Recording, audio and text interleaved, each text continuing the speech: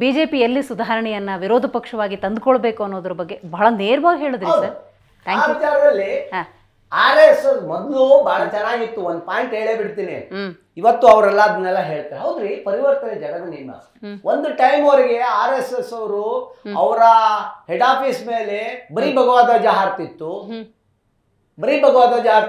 ಅದನ್ನೇ ಅವರು ಟೀಕೆ ಮಾಡೋದು. ಕಾಂಗ್ರೆಸ್ ಅವ್ರನ್ನ ಮಟ್ಟಿಗೆ ಕೂತಾಗಲ್ಲ, ಯಾವತ್ತು ನಿಮ್ಮ ಭಗವಧ್ವಜ ನೀವು ಅಕ್ಸೆಪ್ಟ್ ಮಾಡ್ಕೊಂಡ್ರಿ, ಅಂಬೇಡ್ಕರ್ ಸಂವಿಧಾನ ಯಾವಾಗ ಅಕ್ಸೆಪ್ಟ್ ಮಾಡ್ಕೊಂಡ್ರಿಂದ.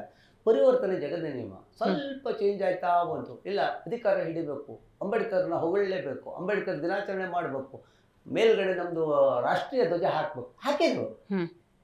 ಅದ್ರ ಜೊತೆಲೇ ರಥಯಾತ್ರೆ ಮಾಡಿದ್ರು, ಇಟ್ಟಿಗೆ ಯಾತ್ರೆ ಮಾಡಿದ್ರು. ಈಗ ಇವತ್ತು ರಾಮಂದು ಇದನ್ನು ಕಟ್ಟಿದ್ರು, ಮಂದಿರ. ಅಧಿಕಾರ, power politics, it all comes under the power politics along with the Hindutva.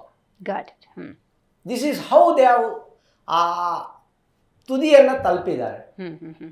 ನೀವು ಅದೇ ಹಳೇದನ್ನೇ ಹೇಳ್ತಾ, ಸಾವರ್ಕರ್ ಅದೇನೋ ಅಂಡರ್ಟೇಕಿಂಗ್ ಕೊಟ್ಬಿಟ್ಟ, ಬ್ರಿಟಿಷರಿಗೆ ಕಾಲಿಗೆ ನಮಸ್ಕಾರ ಮಾಡ್ಬಿಟ್ಟ. ಹೌದಾ, ಮಾಡಿರ್ಬೋದು, ಅವತ್ತು ಮಾಡೇ ಇದ್ದಾನೆ, ನಾವು ಒಪ್ಕೋತೀವಿ.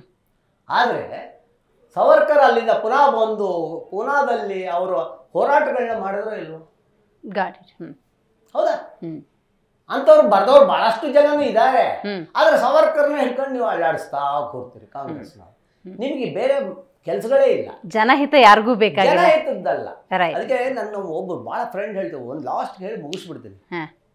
ನೀವು ಊಟ ಮಾಡ್ತಾ ಇರ್ತೀರಾ, ತುಂಬಾ ಖಾರ ಆಗುತ್ತೆ. ತುಂಬಾ ಖಾರ ಆದ್ರೆ ಏನ್ ಮಾಡ್ತೀರಿ? ನೀರು ಕುಡಿತೀವಿ. ಯಾರು ಕುಡಿಯೋದು? ನೀವೇ ತಾನೇ. ನಿಮ್ಮ ನೀರು ನೀವೇ ಕುಡಿತೀರಿ.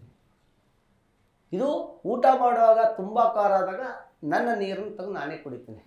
ನಿಮಗೆ ಅಹಂಕಾರ ಹೆಚ್ಚಾದಾಗ, ಅಂದ್ರೆ ಈ ಇದ್ರ ಪವರ್ ಪಾಲಿಟಿಕ್ಸ್ ನ ಅಹಂಕಾರ ಹೆಚ್ಚಾದಾಗ ಜನ ನಿಮ್ಗೆ ನೀರು ಕುಡಿಸ್ತಾರೆ.